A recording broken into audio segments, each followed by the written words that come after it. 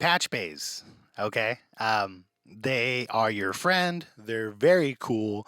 They are really found in every real major recording studio that we'll ever look at. And the reason why is because they're so functional. And when you get your head around the concept of them, the you'll wonder how you live without them.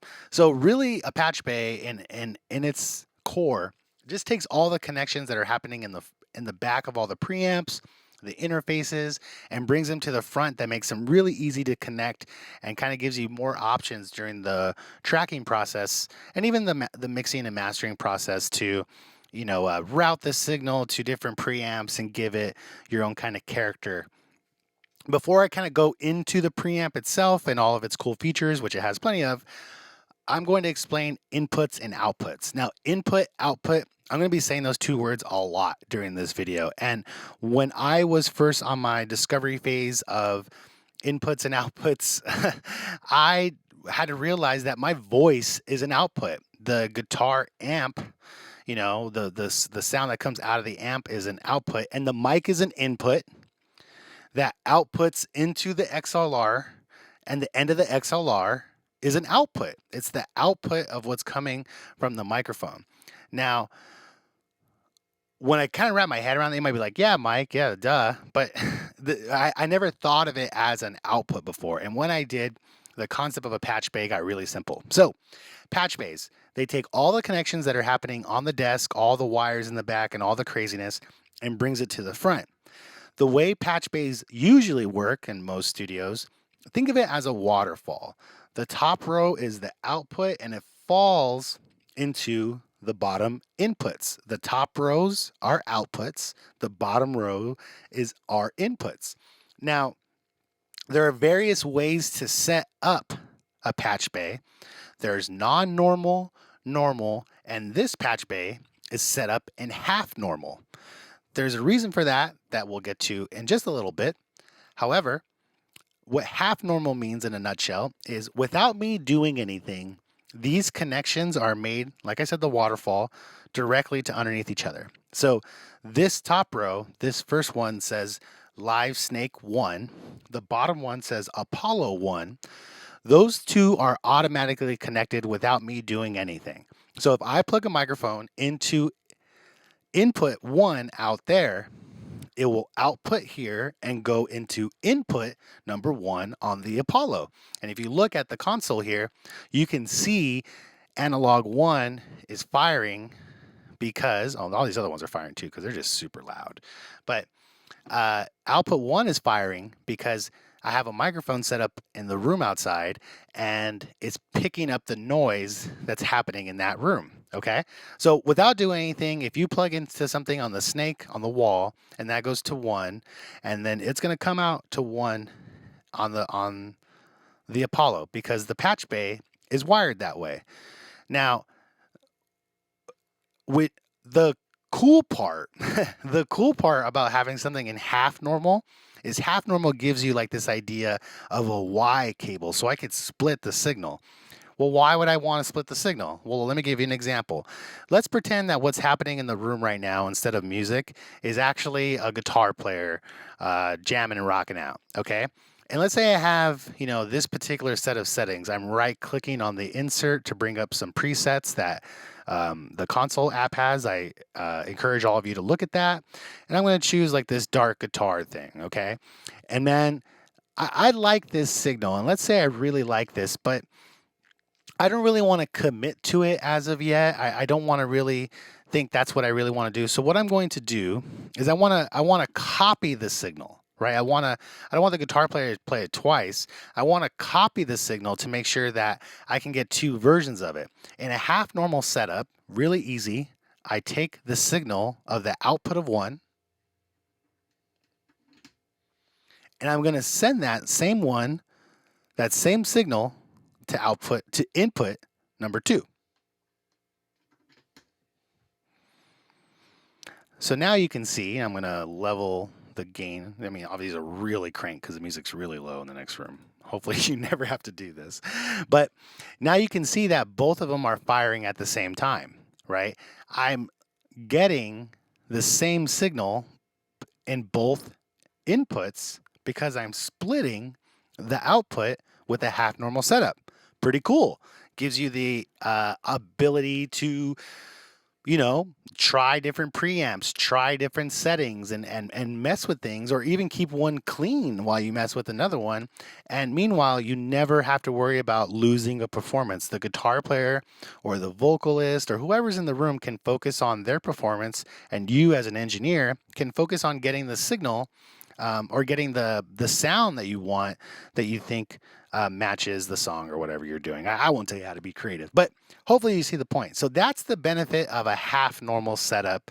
I really enjoy it. It's really easy to use if you don't plug anything in, and if you want to get fancy, you can do a bunch of stuff too. Because I could plug this into any of the Apollo inputs, to the 412, to the 273, to any of the other preamps that we have or will continue to grow in the Neon in the next coming months or so.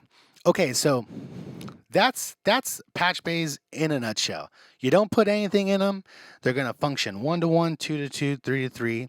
If you want a split signal from the output of something in the room into 2 different inputs, you can do that really easily.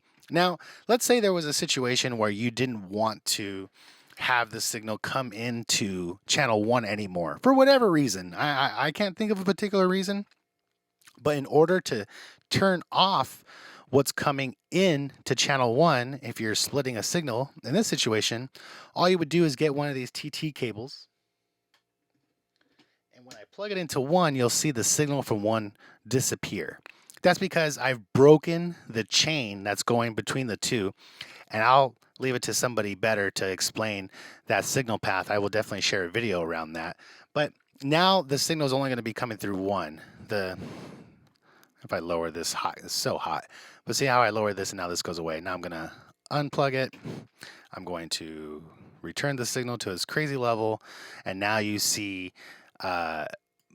music coming through on both channels. Okay, cool, right? Hopefully you're still with me. Now, the Neon and the Loft have microphones that are always mounted to the rooms, right? They're mounted to the walls. The idea is that if you in the band are jamming, or you have an idea that you want to capture in the room, or maybe you're looking to do like a quick drum setup and you don't want to mess with the overheads, you want that part kind of done, what you can do is you can patch in those microphone cables to your desired preamp. So here's what I'm going to do. I'm going to unplug this patch cable, and you're going to see all the signal just return to number 1 there. Now let's say I want to hear what's going on in that room through one of the mics that are mounted on the wall. So the mics mounted on the wall are here in letters, A, B, C, D, E, and F. Let's say I want to hear how the room sounds from the perspective of line C, okay? So I'm going to take a patch cable and I'm going to plug it into line C.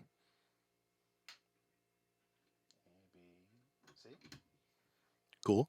And now I want the signal that's coming in from line C, and I'm going to want that to go to channel 4 here. Now, all the mics that are on the wall and the Neon are phantom powered mics right now. That might not always be the case. That's the case today. But I'm going to take this signal from line C and I'm going to plug it in to channel 4. Now I'm going to have to turn on phantom power to turn the mic on. That transfers as well. And now I'm going to increase the volume. And now you see the signal is coming in from the mic that's already plugged in and from the mic that's on the wall going into channel 4. Pretty cool. That simple. You don't have to go connect any wires or connect any cables. You can move the microphone around if you want it to get into a certain spot, obviously. But for the most part, you're done.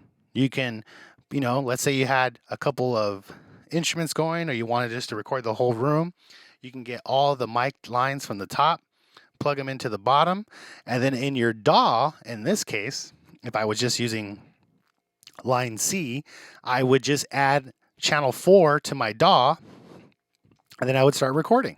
It's that easy. So that is kind of the glory of the Patch Bay, right? Everything's already connected. In this case, it's really accessible to route things and try different things, because if I wanted to route what's coming from line C into any one of these preamps or anything like that, I could do that really, really easily.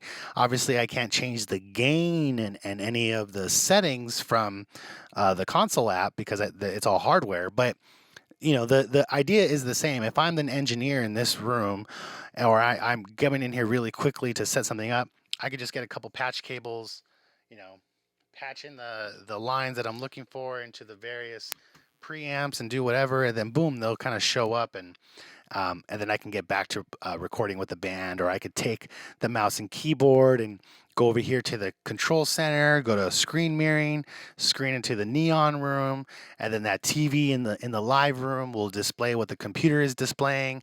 I take the mouse and keyboard in there, hit record with my band, and boom, I'm recording our live session right then and there. And you can do a combination, right? So you can do where you're using all the room mics, but then maybe you plug in something to the Snake as well, and then you have 16 channels going or 14 channels going or whatever you're using, and you can use them in tandem with one another, right? So patch bays. That's the Neon Room Patch Bay in a nutshell. I'm going to go over everything really, really quickly as a real quick recap, so you don't have to watch the whole video if you don't want to. And I encourage you to continue to do more research and look at patch bays if this is something that you're interested in using in the future. I hope all of you are using it, and I hope all of you are taking advantage of the functionality. It is really cool, and it really streamlines the process and helps you focus on creating versus plugging things in. So, okay, real quick recap. Patch Bay, TT Patch Bay, that's the type of cable it uses. All of the top are outputs, all of the bottom are inputs. You can't plug an output into an output. I mean, I guess you could, but it doesn't really go anywhere, right? Think of the waterfall, outputs into inputs, outputs into inputs, okay? So right now, there's a microphone set up in the live room on channel 1. Without doing anything, the signal is going to channel 1. Really simple, because I don't have to do anything. If I'm looking to split that signal into another preamp because I want to try an experiment, I would take a TT cable,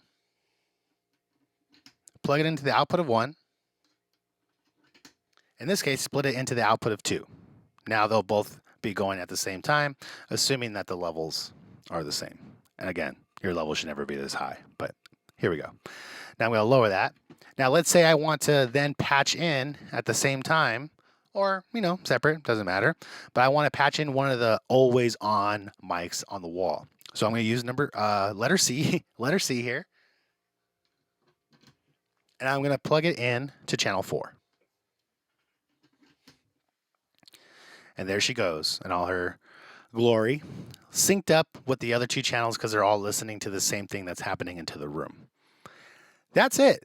Really that simple. When you use the DAW, you add tracks and they add as normal. That doesn't really change because the inputs into the interface isn't changing. The only thing that's changing is how they're getting there, and you're routing how they get there via these TT cables.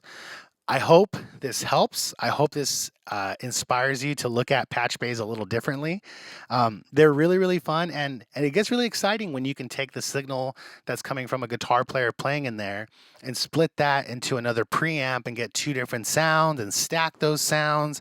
As we start to expand the equipment that's in the Neon and the Loft, we'll have different compressors and EQs that you can run it through, and it gets really, really exciting and allows you to really define and capture your sound how you want to do it. So if you have any more questions about the Patch Bay, I'm happy to answer them myself. You could always reach out to me.